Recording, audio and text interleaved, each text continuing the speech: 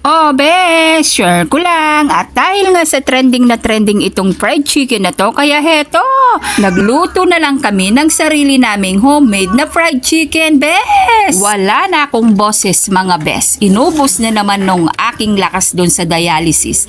Kaya eto na naman, bes, pumunta tayo dito sa palengke namin. Ano pa nga ba?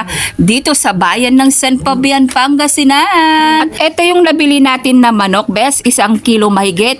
Ang presyo niya ay 297. Ang 1 kilo dito sa amin sa bayan ng San Fabian ay 190 ang 1 kilo.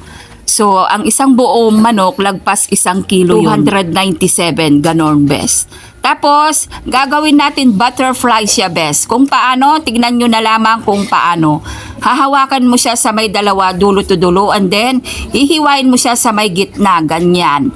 Yan, bes. Dahan-dahan ka lang para hindi mo mahiwang iyong kamay, ganon. Tapos, babaliktarin mo, and then, babaliin mo na parang ganyan. Tapos, i-slice mo dun sa may pakpak para maging butterfly siya, ganon. Basta dahan-dahan ka lang, bes, ha? Baka mahiwa mo naman yung kamay mo. Dahan-dahan, careful. Huwag masyadong, aligaga. Yan. Baliin mo rin yan. Tapos, alisin mo yung puwet niya. Yung iba kinakain ito, iniihaw. Pero sa amin, hindi ko kinakain. Tinatapong ko lang, inaalis ko. Then, syempre, hugasan mo yan. Alisin mo yung mga baga-baga. Tsaka, dugo-dugo ng konti. Pagkatapos mo siyang hinugasan, tutusok-tusukin mo siya ng tinidor. Para yung ingredients na ilalagay natin mamaya, pumasok din doon sa may pinakaloob ng manok. Ganon ang sikreto, bes. Para may lasa din yung loob ng manok. Tapos, sasangkapin na natin. Maglalagay tayo ng paminta, seasoning, and then, maglagay tayo ng konting kalamansi. 4 na pirasong kalamansi ang nilagay ko dito, mga bes. Tapos, alisin mo yung mga buto, syempre, kasi nga hindi naman yan nakakain. Huwag kang patay gutom, bes. At haplusin mo siya. Para sa ganun, yung mga ingredients niya ay pumasok doon sa loob. O para sa breading mix nating mga bes, maglagay muna tayo ng konting harina, konting cassava flour, konting crispy fry, and then maglagay ng paminta, seasoning, 2 itlog. 2 itlog lang, bes. Huwag masyadong gasaro. Mahal ang itlog sa palengke, bes. Tapos, halu-haluin mo na parang ganyan. And then, ilalagay mo yung chicken dyan para i-coat natin yung fried chicken. Ganon. Tapos, magpainit ng mantika at ilalagay na natin yung ating manok. Ipiprito natin na parang ganyan. Nahayaan mo muna dyan, bes. Tapos, dapat mahinang apoy dapat para hindi siya masyadong masunog. Hayaan mo muna dyan na nakababad at nakaprito. Tapos, pag naluto na, ayan na siya, bes, yung ating fried chicken.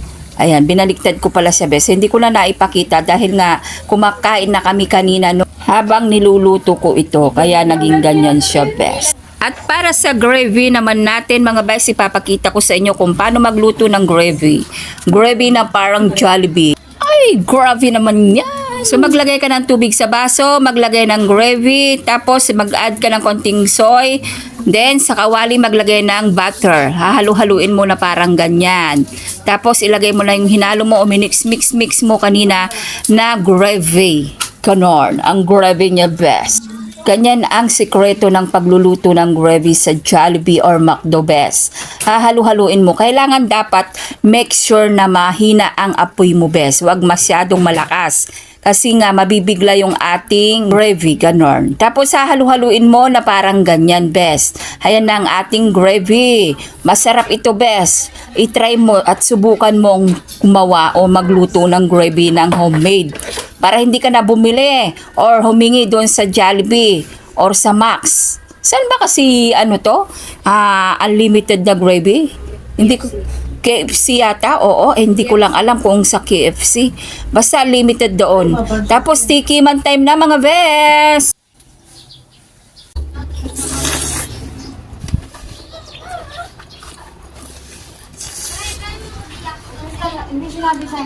So ayun lang, share ko lang, ingat, God bless. Bye!